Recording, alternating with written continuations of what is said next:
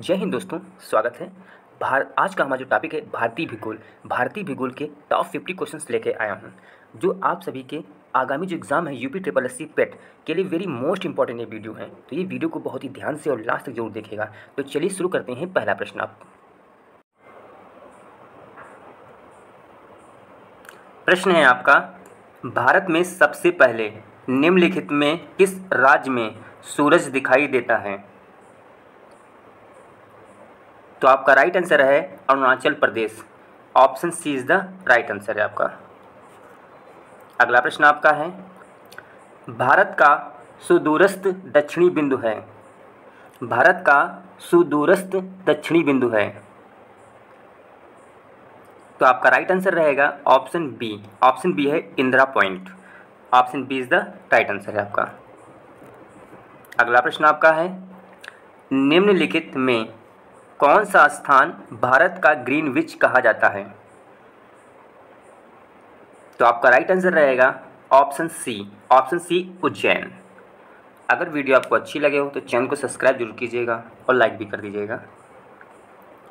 अगला प्रश्न आपका है, रेड क्लिफ लाइन सीमा निर्धारित करती है। रेड क्लिफ लाइन सीमा निर्धारित करती है। तो आपका राइट आंसर रहेगा ऑप्शन सी। ऑप्शन सी है भारत एवं पाकिस्तान के बीच की जो सीमा रेखा लाइन है उसे बोलते हैं red Cliff line. Option A. Option A है उत्तरी कोरिया और दक्षिणी कोरिया। उत्तरी कोरिया एवं दक्षिणी कोरिया के बीच जो लाइन है वो आपकी है 38 डिग्री अक्षांश। दोनों देश 38 डिग्री अक्षांश की डिग्री पे विभाजित हो जाते हैं। संयुक्त राज्य अमेरिका और कनाडा, संयुक्त राज्य अमेरिका और कनाडा है 49 डिग्री अक्षांश। इन दोनों के जो संयुक्त राज्य अमेरिका और कनाडा के जो बीच की जो लाइन है आपकी वो है 49 डिग्री अक्षांश पे डिवाइड होती है। और भारत और चीन के जो बीच है जो लाइन सीमा निर्धारित कर देती है वो उसको बोलते हैं मैक मोहन लाइन। इतना आप जरूर आपको याद होना चाहिए। अगला प्रश्न आपका है, भारत और पाकिस्तान के बीच सीमा निर्धारित की गई थी। तो आपका राइट आंसर रहेगा रेड क्लिफ रेखा द्वारा। रेड क्लिफ रेखा द्वारा, यानी option D is the right answer है आपका। जो डूरंड रेखा है, जो डूरंड रेखा आपकी है ये भारत और अफगानिस्तान के बीच रेखा यानी सीमा को निर्धारित करेगी आपकी। मैक मोहन रेखा है भारत और चीन के बीच यानी कि सीमा को निर्धारित करती है। मैग्नीनाट जो रेखा है ये आपकी फ्रांस और जर्मनी के बीच रेखा निर्धारित करती है। अगला प्रश्न आपका है, भारत का कौन सा राज्य अधिकतम राज्य सीमाओं को छूता है? तो आपका राइट आंसर रहेगा ऑप्शन डी उत्तर प्रदेश। अगला प्रश्न आपका है, भारत का सबसे बड़ा संघ राज्य है यानी केंद्र शासित प्रदेश है। तो आपका राइट आंसर रहेगा ऑप्शन सी। ऑप्शन सी है Delhi. Option C is the right answer है आपका। अगला प्रश्न आपका है, चेरापूंजी अवस्थित है। तो आपका राइट आंसर रहेगा option B. Option B is the right answer, Meghalaya राज्य में। अगर किसी भी प्रश्न का आपको उत्तर पता हो तो उसे कमेंट बॉक्स में जरूर कमेंट कीजिएगा। अगर वीडियो अच्छी लगी हो तो चैनल को सब्सक्राइब और लाइक जरूर कीजिएगा। अगला प्रश्न आपका है, सारनाथ स्थित है। तो आपका राइट आंसर रहेगा ऑप्शन डी। ऑप्शन डी है उत्तर प्रदेश, यानी option D is the right answer है आपका। अगला प्रश्न आपका है, असम कुल मिलाकर कितने राज्यों एवं केंद्र शासित क्षेत्रों से घिरा हुआ है?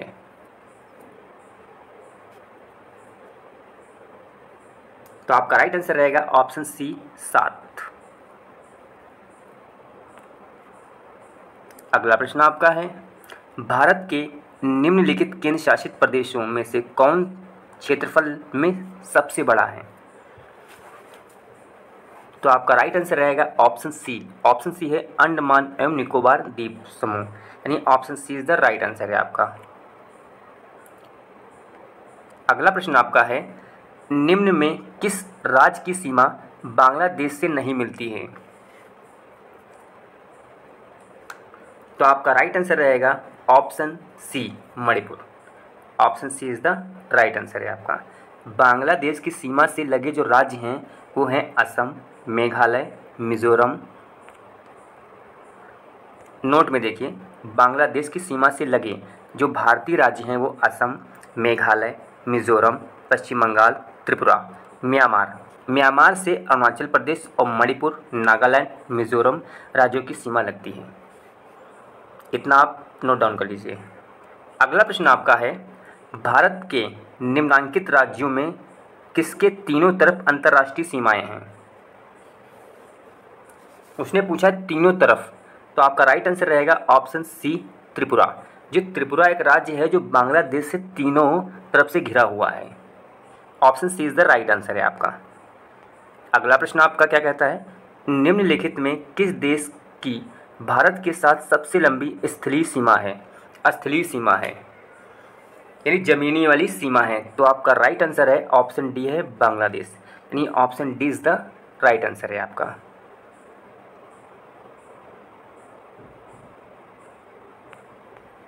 नोट यह है कि भारत के निकटतम जो पड़ोसी देश है, पाकिस्तान भी है आपका, अफगानिस्तान भी है, चीन भी है, नेपाल, भूटान, म्यांमार तथा बांग्लादेश और श्रीलंका है।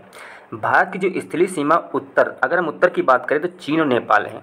उत्तर में आपका चीन और नेपाल है। उत्तर पश्चिम की बात करें, यानी उत्तर सीमा में चीन व नेपाल है। उत्तर पश्चिम की बात करें तो अफगानिस्तान पड़ता है आपका। पश्चिम में आपका बात करते हैं तो पाकिस्तान पड़ता है और पूर्व में बांग्लादेश और म्यांमार है। उत्तर पूर्व की जो बात करते हैं तो भूटान आ जाता है आपका देश।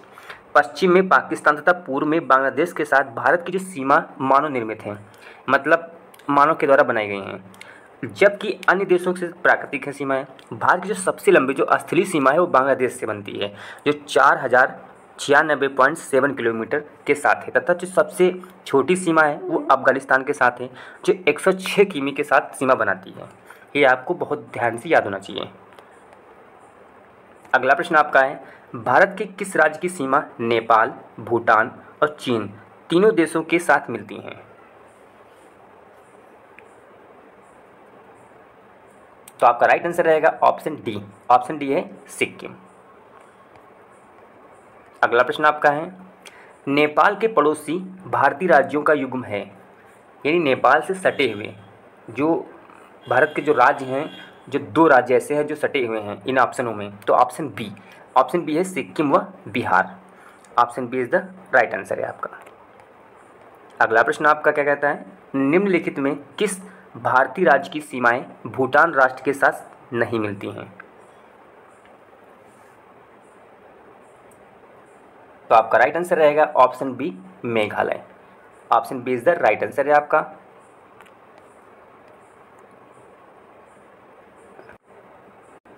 अगला प्रश्न आपका कहता है, भारत में तटीय राज्यों की संख्या है।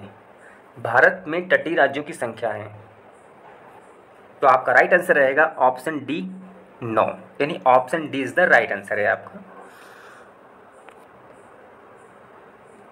तो नोट में ये देखिए, नोट भारत में जो तटीय राज्यों की संख्या कुल है आपकी 9।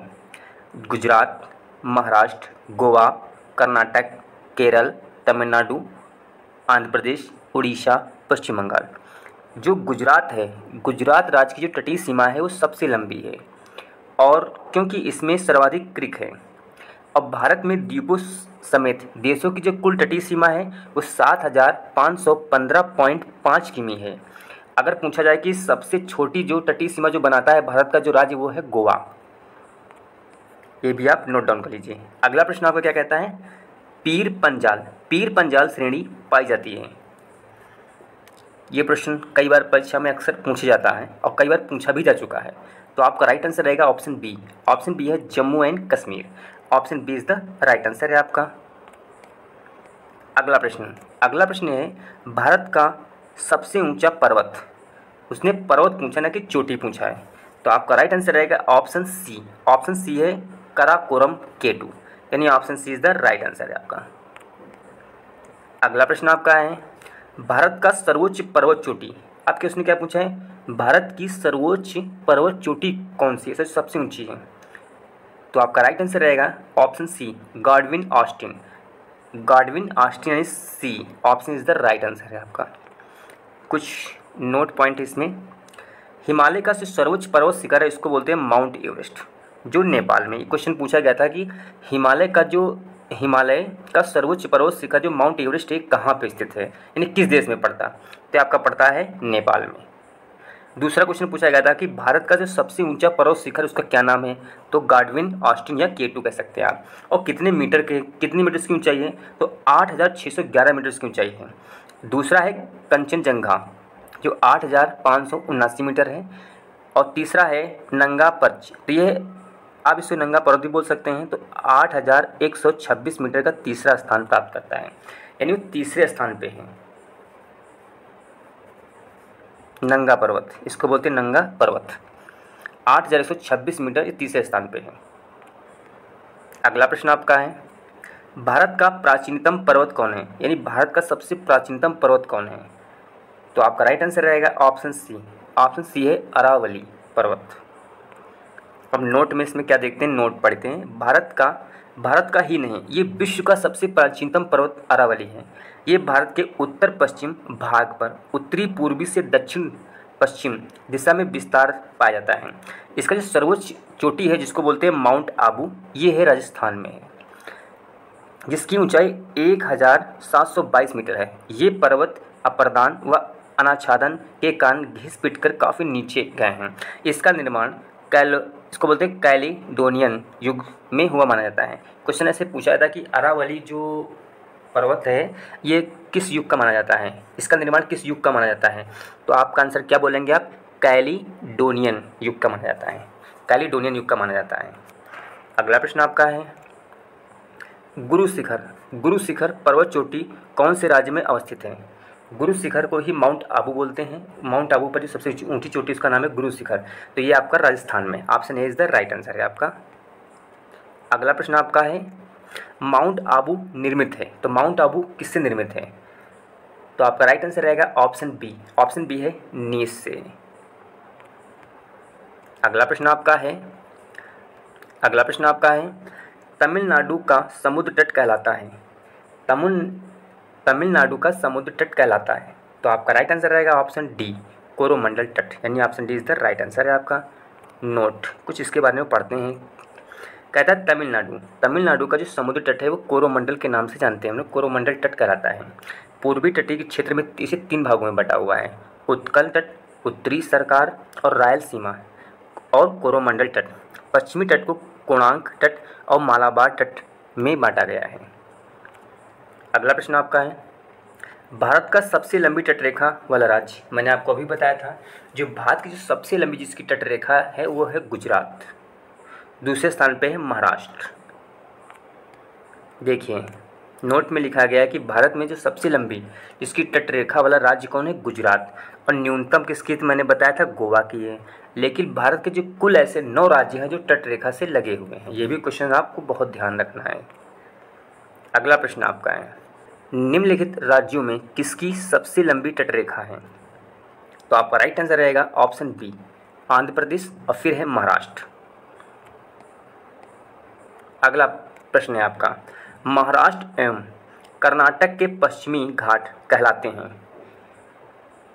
तो आपका राइट आंसर रहेगा option C Sahyadri, option C is the right answer है। अगला प्रश्न आपका है, लक्षद्वीप टापू अवस्थित है, तो आपका राइट आंसर रहेगा ऑप्शन ए है दक्षिण पश्चिम भारत में, यानी option A is the right answer है आपका। लक्षद्वीप टापू अरब सागर में अवस्थित है जो दक्षिणी पश्चिमी भारत में पड़ेगा। बंगाल की खाड़ी में अंडमान निकोबार द्वीप समूह पाया जाता है। अगला प्रश्न आपका है, निम्नलिखित में कौन सा भौगोलिक रूप से ग्रेट निकोबार के सबसे निकट है, तो आपका राइट आंसर रहेगा option A Sumatra, option A is the right answer है। अगला प्रश्न आपका है, अंडमान और निकोबार द्वीप समूह का सर्वोच्च शिखर पल्याण शिखर, इसको बोलते हैं पल्याण शिखर यानी सैडल पीक स्थित है, तो आपका राइट आंसर रहेगा ऑप्शन डी है उत्तरी अंडमान में। नोट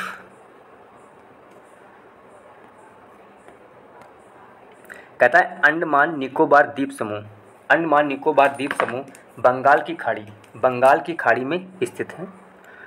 अंडमान के 4 भागों में, इसे 4 भागों में विभाजित किया गया है। उत्तरी अंडमान सबसे ऊपर वाला, फिर मध्य आता है, फिर दक्षिणी अंडमान, फिर छोटा अंडमान। यानी 4 भागों में अंडमान निकोबार द्वीप समूह को बांट दिया गया है। ठीक, निकोबार द्वीप समूह कई द्वीपों यानी कई द्वीप समूह है उसमें। एक है यथाकार जैसे निकोबार, एक है कार निकोबार, कैटल द्वीप, छोटा निकोबार और बड़ा निकोबार में विभाजित कर दिया गया है। डंकन पास, जो डंकन पास है छोटा अंडमान और बड़े अंडमान को ये विभाजित करता है। क्वेश्चन कभी कभी पूछता है कि छोटा अंडमान तथा बड़ा अंडमान यानी दक्षिण अंडमान को विभाजित करता है, तो उसको बोलेंगे डंकन पास। ठीक, अंडमान द्वीप का सर्वोच्च चोटी है उसको बोलते हैं सैडल पीक, जो सबसे ऊंची चोटी है। इसकी जो ऊंचाई है वो 730 है। जबकि निकोबार द्वीप समूह में जो सबसे ऊंची चोटी का नाम है थुलियर है, ये इसको क्या बोलते हैं थुलियर, जो 642 मीटर है। और इंदिरा पॉइंट जो है वो निकोबार में स्थित है, यानी बड़ा निकोबार में स्थित है आपका। अगला प्रश्न आपका है, किस नदी का विश्व का सबसे बड़ा यानी विश्व का सबसे बड़ा नदी द्वीप है? तो आपका राइट आंसर रहेगा ब्रह्मपुत्र, यानी option C is the right answer है आपका। कह रहा विश्व का सबसे बड़ा नदी द्वीप जिसको बोलते हैं माजुली द्वीप, ये ब्रह्मपुत्र नदी पर स्थित है। असम राज्य में स्थित इस द्वीप को सरकार द्वारा जिला घोषित कर दिया गया है। ये भी क्वेश्चन आप नोट डाउन कर लीजिएगा। अगला प्रश्न आपका है, भारत का वह कौन सा स्थान है जहां बंगाल की खाड़ी, अरब सागर तथा हिंद महासागर मिलते हैं? तो आपका राइट आंसर रहेगा option A Kanyakumari. Option A is the right answer है आपका। अगला प्रश्न आपका है, नोट में कुछ देखिए जी, ध्यान देनी बातें हैं। कन्याकुमारी कहाँ स्थित है? तो आप बोलेंगे तमिलनाडु के शहर में स्थित है। और कहाँ? जहाँ पर बंगाल की खाड़ी, अरब सागर, हिंद महासागर मिलते हैं। कन्याकुमारी को ब्रिटिश काल में केप कोमोरिन के नाम से जाना था। किसे? केप कोमोरिन के नाम से जाना जाता था। यहाँ पे एक बहुत अच्छी चीज़ है, यहाँ पे सूर्यास्त एवं सूर्य उदय का एक मनोरम दृश्य दिखाई देता है, यानी कि बहुत ही सुंदर एक अच्छा सा दृश्य दिखाई देता है इस कन्याकुमारी ब्रिज पर। अगला प्रश्न आपका है, भारत में कितने राज्य समुद्र के किनारे हैं? तो मैंने आपको अभी बताया था भारत में जो 9 राज्य हैं वो समुद्र के किनारे पे बसे हुए हैं। अगला प्रश्न आपका है, भारत की तट रेखा है यानी भारत की जो तट रेखा है वो कितनी है? तो आपका राइट आंसर रहेगा ऑप्शन सी 6100 किलोमीटर लंबी, यानी option C is the right answer है आपका। अगला प्रश्न है, फूलों की घाटी अवस्थित है यानी फूलों की घाटी अवस्थित है। तो आपका राइट आंसर रहेगा ऑप्शन बी है Uttarakhand. Option B is the right answer है आपका। अगला प्रश्न है, नर्मदा घाटी उदाहरण है। जो नर्मदा घाटी का जो उदाहरण है, तो आपका राइट आंसर रहेगा ऑप्शन बी अंश घाटी का, जिसको बोलते हैं रिफ्ट घाटी। Option B is the right answer है। अगला प्रश्न आपका है, भारत के किस राज्य में फुल्लहर झील स्थित है? तो आपका राइट आंसर रहेगा ऑप्शन सी उत्तर प्रदेश में है। नोट, फुल्लहर झील जो है उत्तर प्रदेश के पीलीभीत जनपद में अवस्थित है और एक गोमती नदी से निकलती है। ये भी क्वेश्चन आप नोट डाउन कर लीजिए। अगला प्रश्न आपका है, भारत का सबसे बड़ा जलप्रपात जिसको बोलते हैं वाटरफॉल, जोग प्रपात किस नदी पर है? तो आपका राइट आंसर रहेगा option A Sharavati. Option A is the right answer है आपका है। जोग यानी गरसोप्पा प्रपात शरावती नदी पर कर्नाटक के शिमोगा जिले में स्थित है। ये भारत का सबसे बड़ा जलप्रपात है।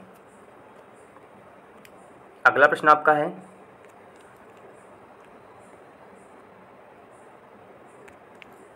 भारत के किस जलप्रपात को लोकप्रिय रूप से नियाग्रा जलप्रपात के तौर पे जाना जाता है? नियाग्रा जलप्रपात के तौर पे जाना जाता है। तो आपका राइट आंसर रहेगा ऑप्शन बी है चित्रकूट प्रपात, यानी option B is the right answer है आपका। अगला प्रश्न आपका है, निम्नांकित नदियों में किस नदी पर धुआंधार जलप्रपात स्थित है? तो आपका राइट आंसर रहेगा option A Narmada. Option A is the right answer है आपका। अगला प्रश्न आपका है, सांभर झील राजस्थान के निम्नलिखित नगरों में किसके निकटतम है? सांभर झील, सांभर झील जो है तो आपका राइट आंसर रहेगा ऑप्शन बी, ऑप्शन बी है जयपुर। तो सांभर झील है वो जयपुर के निकट है, option B is the right answer है। अगला प्रश्न आपका है, निम्नलिखित में कौन सा एक लैगून नहीं है? तो आपका राइट आंसर रहेगा ऑप्शन सी पेरियार, पेरियार झील जो है वो लैगून नहीं है। अगला प्रश्न आपका है, श्रीहरिकोटा द्वीप अवस्थित है, श्रीहरिकोटा द्वीप अवस्थित है। तो आपका राइट आंसर रहेगा ऑप्शन सी पुलिकट झील के समीप, यानी श्रीहरिकोटा द्वीप जो है पुलिकट झील के समीप स्थित है, option C is the right answer है आपका। अगला प्रश्न आपका है, वेम्बानाद झील है। तो आपका राइट आंसर रहेगा ऑप्शन सी केरल, वेम्बानाद झील जो है ये केरल की झील है, option C is the right answer है। आइए अब जानते हैं कुछ झील के बारे में, बहुत ध्यान से देखिएगा, इसमें सारी झीलें कवर कर दूंगा मैं। वेम्बानाद झील केरल राज्य में स्थित है। ये पश्चिमी तट पर बड़े आकार की लैगून झील है जो 63 किलोमीटर लंबाई के उर्वर जलोढ़ द्वीप है। ये कैसी झील है? जलोढ़ द्वीप है ये, उर्वर जलोढ़ द्वीप है ये, और ये लैगून है। आंध्र प्रदेश में दो झीलें पड़ती, एक पड़ती है पुलिकट झील और कोलोरू झील। आंध्र प्रदेश दो झीलें पड़ती हैं, पुलिकट झील और कोलोरू झील पड़ती है। उड़ीसा में चिल्का झील पड़ती है आपका। राजस्थान में डिडवाना झील, सांभर झील, पुष्कर झील, जय सम्मद झील, निक्की झील, फतेह सागर झील, उदय सागर झील, पिछौला झील आदि ये सब कहाँ पड़ती हैं? आपके राजस्थान में पड़ती हैं। जम्मू कश्मीर में वूलर झील, डल झील, वेरीनाग झील, पंगोम झील और सोमोगदी झील पड़ती हैं। ये आपकी पड़ती हैं जम्मू और कश्मीर में पड़ती हैं। एक क्वेश्चन पूछता है सांभर झील कहाँ पड़ता है, तो आपका क्या बोलेंगे? राजस्थान में पड़ता है। फतेह सागर झील कहाँ पड़ता है, तो भी राजस्थान बोलेंगे आप। डल है, वूलर है, ये जितनी भी झीलें हैं, जितनी भी वेरीनाग, ये सब झील जम्मू एंड कश्मीर में पड़ती हैं। आप ये बहुत ध्यान से नोट डाउन कर लीजिए आप। अगला प्रश्न आपका है, निम्नलिखित में किसको रहस्यमय झील कहा जाता है? तो आपका राइट आंसर होगा रहस्यमय। शब्दों से लग रहा है रहस्यमय, तो रहस्य किसमें होता है? रूप में होता है। उसको बोलते हैं रूपकुंड। रूपकुंड झील को रहस्यमय झील के नाम से जाना जाता है, यानी option C is the right answer है आपका। अगला प्रश्न आपका है, चिल्का झील किस राज्य में स्थित है? मैंने अभी आपको पढ़ा था चिल्का झील किस राज्य में स्थित है, तो आपका राइट आंसर रहेगा ऑप्शन बी। ऑप्शन बी है उड़ीसा, यानी option B is the right answer है आपका।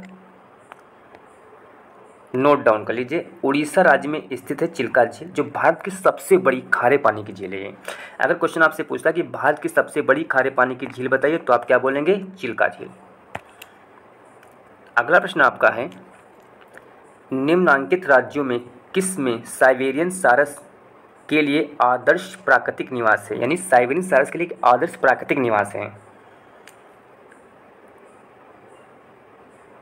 तो आपका राइट आंसर रहेगा option B Assam, sorry option C. ये आपका सी है, ये आपका बी है, ये आपका सी है, यानी ऑप्शन सी असम। असम है, नोट डाउन। असम में दो राष्ट्रीय उद्यान पड़ते हैं, एक है काजीरंगा, एक है मानस, दो पड़ते हैं। मानस में साइबेरियन सारस का आदर्श प्राकृतिक निवास स्थान है। काजीरंगा में एक गैंडे के लिए प्रसिद्ध है, ये गैंडे के लिए संरक्षित अभयारण्य है। मानस राष्ट्रीय उद्यान सर्वाधिक संकटापन्न प्रजातियों के कारण चर्चित रहा है। मानस जो राष्ट्रीय उद्यान है, सर्वाधिक जो संकटापन्न, जो विलुप्त होने की कगार पे हैं, उनके प्रति उनके मतलब विलुप्त होने की कगार और जितने भी संकट जो प्रजातियाँ पाई जाती हैं उसके कारण चर्चित रहा है आपका। अगला प्रश्न आपका है, अंतिम लास्ट क्वेश्चन है, निम्नलिखित में से किस राज्य में लोकटक झील स्थित है? किस राज्य में लोकटक झील स्थित है? ये वेरी मोस्ट इंपॉर्टेंट प्रश्न है, कई बार परीक्षा में अक्सर पूछा गया है। तो आपका राइट आंसर रहेगा ऑप्शन सी है Manipur. Option C is the right answer है। ये वीडियो आपको कैसा लगा हो, अच्छा लगा हो तो आप कमेंट बॉक्स में जरूर कमेंट कीजिएगा और चैनल को सब्सक्राइब कीजिएगा। और जब चैनल